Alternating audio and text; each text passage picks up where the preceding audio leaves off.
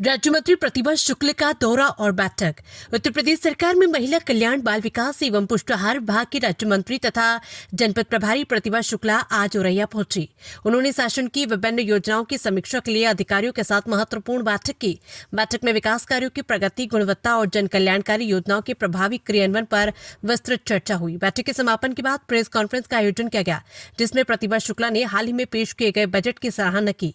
उन्होंने कहा कि बजट विकास उन्मुखी और जनहितैषी है, जो प्रदेश के हर वर्ग को मजबूती प्रदान करेगा। विपक्ष के बजट पर लगाए जा रहे आरोपों का जवाब देते हुए उन्होंने कड़ा प्रहार किया। उन्होंने कहा कि विपक्ष को बजट की बारीकियों की जानकारी ही नहीं, इसलिए वे निराधार आरोप लगाते रहते हैं। सच्चाई ये है कि ये बजट किसानों, महिलाओं, युवाओं और गरीबों के लिए वरदान साबित होगा। इसके बाद उन्होंने फार्मर रजिस्ट्री किसान पंजीकरण अभियान को गति देने के लिए प्रचार वाहन को हरी झंडी दिखाकर रवाना किया। यह अभियान प्रदेश स्तर पर चल रहा है, जिसका उद्देश्य अधिक से अधिक किसानों का पंजीकरण कर उन्हें सरकारी योजनाओं जैसे पीएम किसान सम्मान निधि आदि का लाभ सुनिश्चित करना है। औरैया में इस अभियान को तेज करने के लिए प्रभारी मंत्री के इस कदम को सराहा जा रहा है। बाद में वे ककोर मुख्यालय पहुंचे, जहां उन्होंने एक और प्रेस वार्ता की। यहां उन्होंने स्थानीय समस्याओं पर ध्यान केंद्रित करते हुए अधिकारियों को त्वरित समाधान के निर्देश दिए। प्रतिभा शुक्ला का ये दौरा जनपद में विकास और योजनाओं के प्रचार प्रसार के लिए महत्वपूर्ण सकते हैं। और साथ ही साथ ये भी कहेंगे कि दवाओं के दाम भी घटे हैं।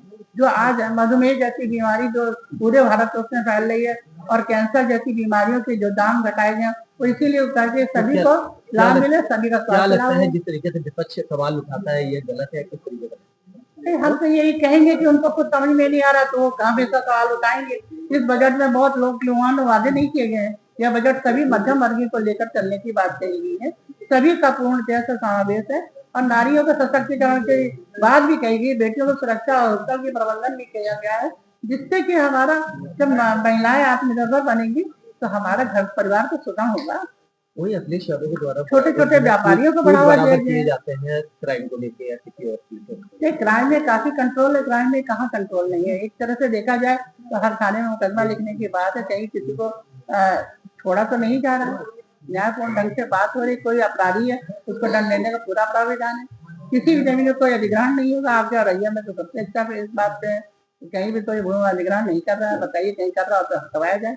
मंत्री जी, एक सवाल अगर जानकारी हो तो बताइएगा कि आपके सरकार के दो कैबिनेट मंत्री अनिल राजभर और ओटी राजभर, अभी बनारस में विवाद चल रहा है, व्यक्तिगत कमेंट्स हो रहा है, ऐसे में कोई इसमें हमें कोई जानकारी अभी नहीं।